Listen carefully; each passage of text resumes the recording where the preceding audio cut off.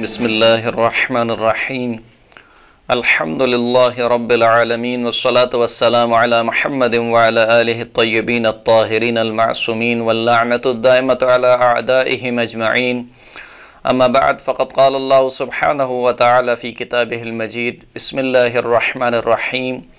شہر رمضان الذی انزل فیہ القرآن ہدی للناس وبینات من الہدی والفرقان۔ محترم ناظرین کرام، قرآن مجید کے 7ویں پارے کا خلاصہ حاضر خدمت ہے۔ قرآن مجید کے 7ویں پارے میں سورہ مبارکہ مائدہ کی 83ویں آیت سے لے کر 120 آیت تک شامل ہیں، یعنی آخر سورہ مائدہ تک، اور اس کے علاوہ سورہ مبارکہ انعام کی 110 آیتیں 7ویں پارے میں شامل ہیں۔ اس پارے کی ابتدائی آیت میں یعنی سورہ مبارکہ مائدہ کی آیت نمبر 83 سے لے کر آیت نمبر 86 تک خداوند کریم نے عیسائیوں میں سے ان افراد کا تذکرہ کیا جو صاحبان ایمان تھے،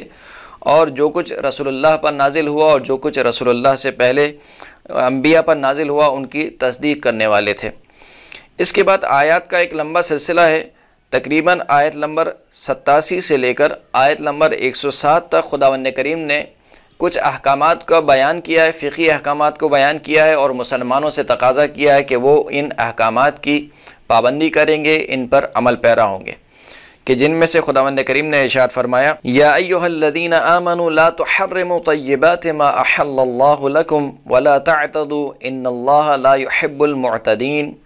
وکلوا مما رزقکم اللہ حلالا طیبا واتقوا اللہ الذی انتم بہ مؤمنون، کہ اے صاحبان ایمان، جو کچھ خداوند کریم نے پاک و پاکیزہ غذاؤں میں سے حلال قرار دیا ہے اس کو حرام نہ قرار دو اور حد سے زیادہ تجاوز نہ کرو۔ خداوند کریم تجاوز کرنے والوں کو پسند نہیں کرتا، اور جو کچھ خداوند کریم نے حلال اور پاک و پاکیزہ غذائیں تمہارے لیے حلال قرار دی ہیں ان میں سے کھاؤ پیو اور اللہ کا تقوی اختیار کرو، اسی اللہ کا تقوی اختیار کرو کہ جس کے اوپر تم ایمان لاتے ہو۔ اس کے بعد خداوند کریم نے قسم توڑنے کا کفارہ بیان کیا، پھر اس کے بعد جوئے اور شراب کا تذکرہ ہوا اور فعال کا تذکرہ ہوا، کہ زمانہ جاہلیت میں ایک یوں سمجھ لیجیے کہ رسم رائج تھی کہ چند لوگ مل کر کسی جانور کو خریدتے تھے اور پھر اس کے بعد ایک میدان میں اس کو چھوڑ دیتے تھے، اور وہ تمام افراد ایک ایک کر کے تیر اس کے اوپر چلاتے تھے، جس کا تیر جانور کو لگ جاتا تھا وہ جانور اسی کا ہو جاتا تھا۔ اس کو غالباً ازلام کہا جاتا ہے۔ تو اس کی مذمت کی گئی، کہا کہ یہ جوا، یہ شراب اور یہ جو طریقہ کار ہے فال نکالنے کا،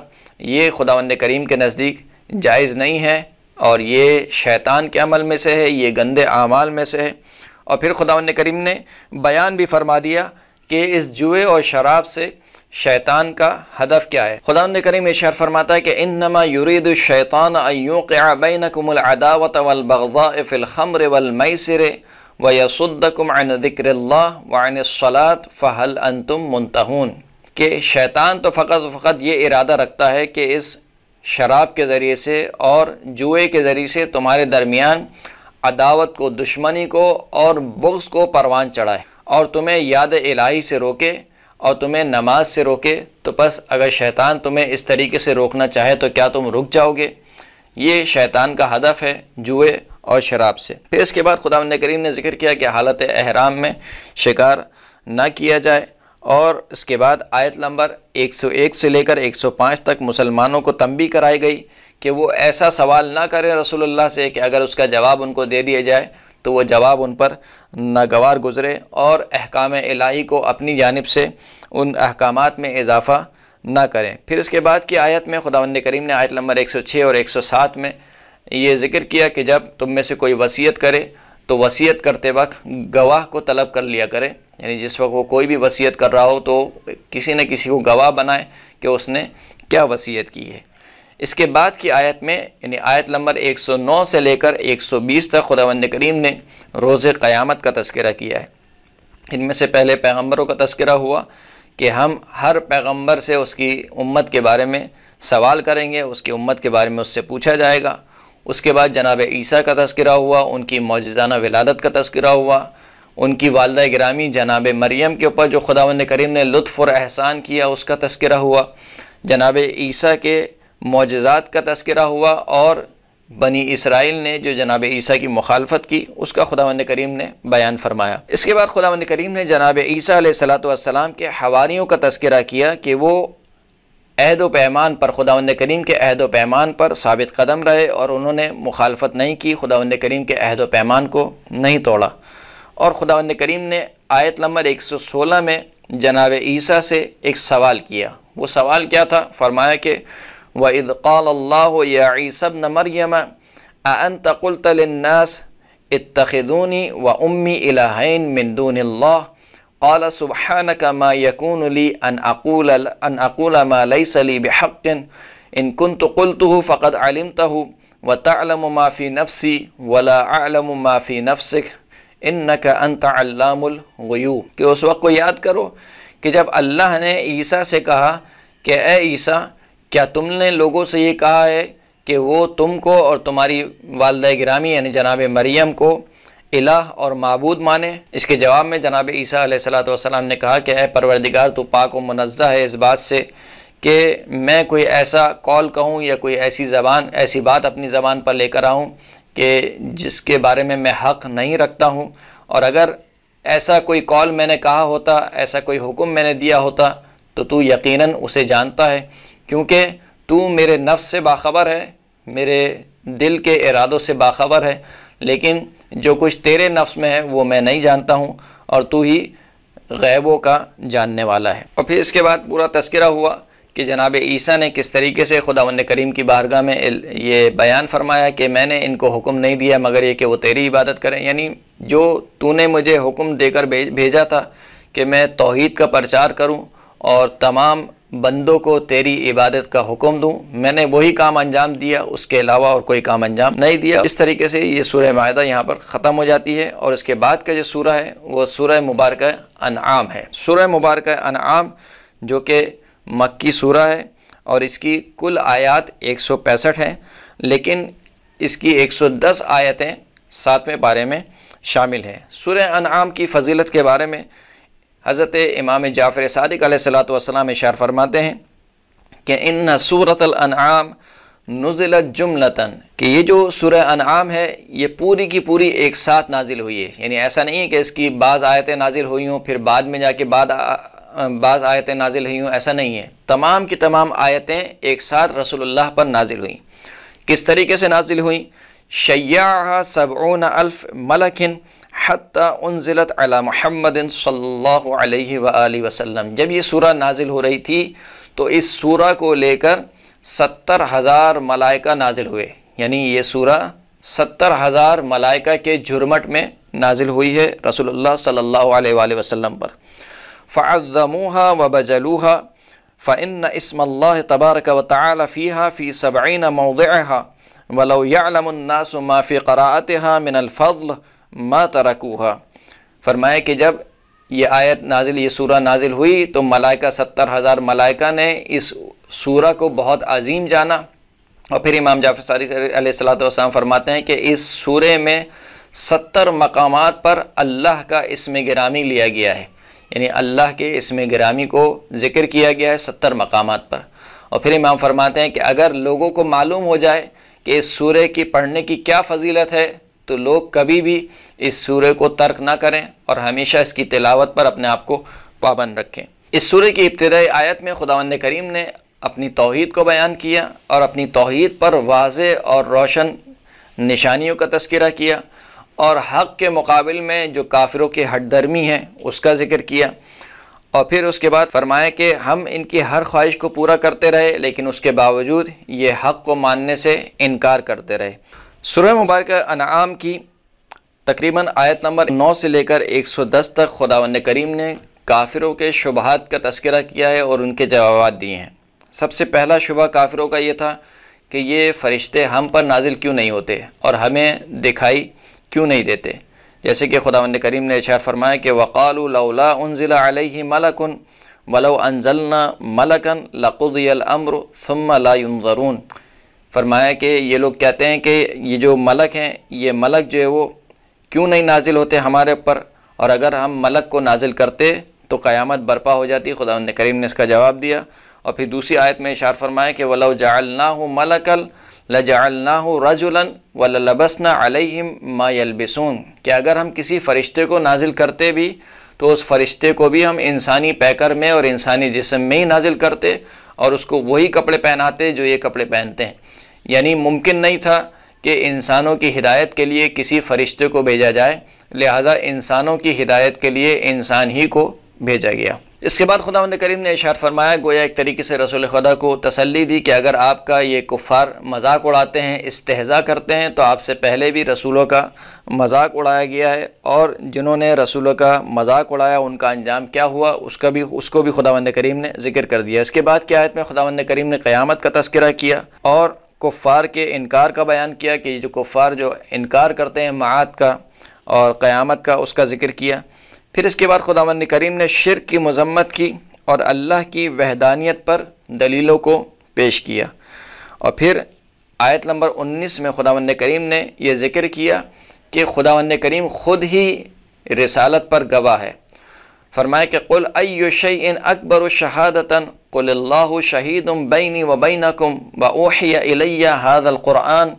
لانذرکم بہ ومن بلغ اَإِنَّكُمْ لَتَشْهَدُونَ أَنَّ مَعَ اللَّهِ آلِهَةً أُخْرَى قُلْ لَا أَشْهَدُ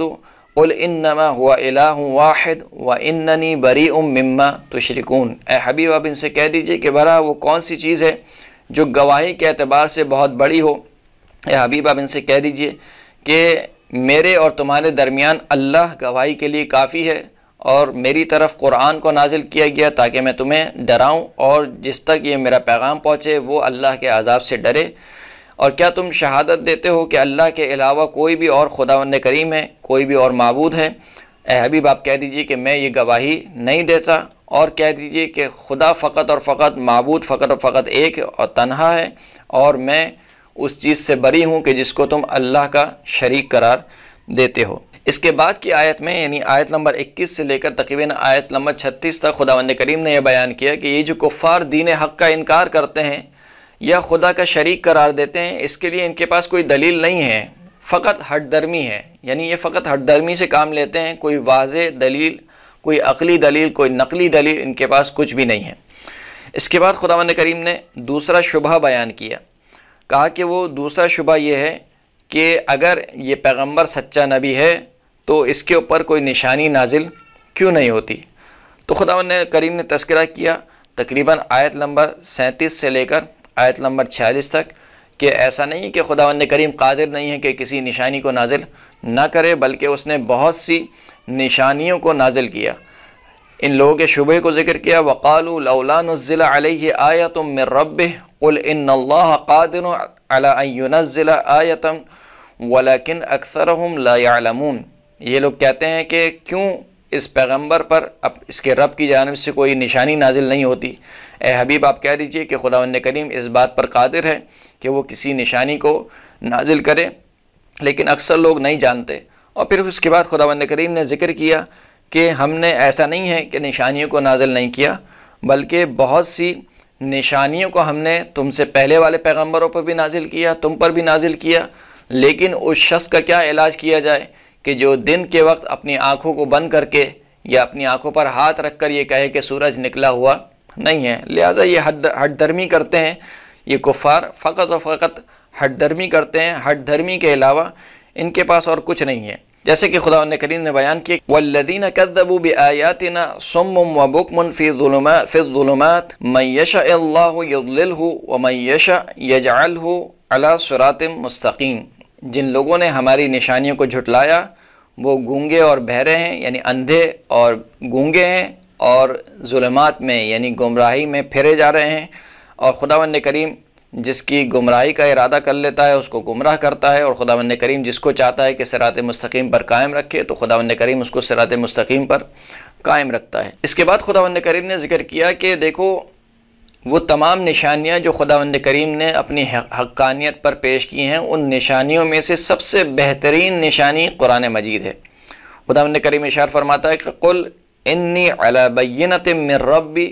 وکذبتم بہ ما عندی ما تستعجلون بہ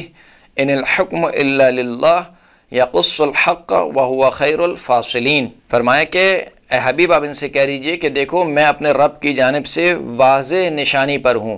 روشن نشانی پر ہوں، لیکن تم اس نشانی کو جھٹلاتے ہو، یعنی قرآن مجید کو جھٹلاتے ہو۔ اور فرمایا کہ ما عندی ما تستعجلون بہ، میرے اختیار میں نہیں ہے وہ چیز جس کی تم جلدی کرتے ہو، یعنی تم جو کہتے ہو کہ اگر عذاب الہی سے آپ ہمیں ڈرا رہے ہیں تو یہ عذاب الہی مجھ پر نازل کر دیں فوراً سے، ہم پر نازل کر دیں فوراً سے۔ تو رسول اللہ کہتے ہیں کہ یہ عذاب الہی کا نازل کرنا یہ میرے اختیار میں نہیں ہے، یہ اللہ کے اختیار میں ہے۔ اللہ جب چاہے گا اور جب وہ موقع دیکھے گا تو عذاب کو نازل فرما دے گا۔ اس کے بعد کی آیت میں تقریباً آیت نمبر 60 سے لے کر آیت نمبر 90 تک خداوند کریم نے اپنی توحید کو بیان کیا، توحید کی نشانیوں کو بیان کیا، واضح اور کھول کر محکم دلائل کو بیان کیا۔ اور پھر اس کے بعد دوبارہ خداوند کریم نے آیت نمبر 91 سے لے کر آیت نمبر 110 تک ایک تیسرا شبہ ہے کفار کا، مشرکین کا، اس کو بیان کیا۔ اور وہ شبہ یہ ہے کہ خداوند کریم نے کوئی کتاب نازل کیوں نہیں کی۔ آیت نمبر 91 میں خداوند کریم ارشاد فرماتا ہے کہ وما قدر اللہ حق قدرہ اذ قالوا ما انزل اللہ علی بشر من شیء، کہ ان لوگوں نے جس طریقے سے اللہ کی قدر کرنی چاہیے تھی اس طریقے سے اللہ کی قدر نہیں کی، کیونکہ یہ لوگ کہتے ہیں کہ خداوند کریم نے اپنے بندے پر کوئی چیز نازل کیوں نہیں کی۔ اے حبیب آپ ان سے کہہ دیجئے قل من انزل الکتاب الذی جاء به موسیٰ نورا وہدی للناس، اے حبیب آپ ان سے سوال کیجئے کہ وہ کون ہستی تھی کہ جس نے حضرت موسیٰ علیہ السلام پر کتاب کو نازل کیا، وہ کتاب جو نور بھی تھی اور لوگوں کے لیے ہدایت بھی تھی۔ تجعلونہ قراطیسا، پھر تم نے اس کتاب کو صفوں میں تقسیم کر دیا، کاغذوں میں تقسیم کر دیا۔ تبدونہا وتخفون کثیرا، تم ان صفوں کو ظاہر بھی کرتے ہو لیکن جو تم چھپاتے ہو وہ بہت زیادہ ہے۔ وعلمتم ما لم تعلموا انتم، اور تمہیں وہ چیزیں سکھا دی گئیں جس کا تمہیں علم نہیں تھا، نہ تمہارے باپ داداؤں کو اس کا علم تھا۔ قل اللہ ثم ذرہم فی خوضہم یلعبون، کہہ دیجئے کہ فقط اللہ ہی تھا کہ جس نے جناب موسیٰ پر وہ کتاب نازل کی، اور پھر ان لوگوں کو چھوڑ دیجئے اور یہ اپنے وہم اور گمان میں کھیلتے رہیں اور اپنی گمراہی میں پھرتے رہیں۔ تو گویا یہ جو شبہ تھا کفار کا کہ اللہ نے اپنے بندر پر کسی کتاب کو نازل نہیں کیا، اس کا جواب خداوند کریم نے اس طریقے سے دیا کہ اگر تم کہتے ہو کہ کتاب کو نازل نہیں کیا تو جو تم سے پہلے والے انبیاء تھے، جناب موسیٰ، جناب عیسیٰ اور جو دیگر انبیاء پر کتابیں نازل ہوئیں، تو بتاؤ کہ وہ کتابیں کس نے نازل کیں؟ اور یہ جو تم ادعا کر رہے ہو یہ تمہارا ادعا سوائے جھوٹ اور افتراء کے اور کچھ بھی نہیں ہے۔ اس کے بعد کی آیات یعنی آیت نمبر 94 سے لے کر تقریباً آیت نمبر 108 تک خداوند کریم نے دوبارہ توحید کو بیان کیا اور واضح دلائل پیش کیے، اور مشرکین کے جو وہم اور گمان ہے اس کو نقش بر آب ثابت کیا، اور یہ فرما دیا کہ دیکھو یہ جو مشرکین کا نظریہ ہے، جو عقیدہ ہے، یہ سوائے ہٹ درمی کے اور کچھ نہیں ہے، ان کے پاس کوئی دلیل نہیں ہے۔ اس کے برعکس خدا کی وحدانیت پر جیتی جاگتی دلیلیں ہیں، جس کو یہ دیکھتے بھی ہیں اور جس کو یہ محسوس بھی کرتے ہیں۔ وآخر الدعوانا الحمد للہ رب العالمین۔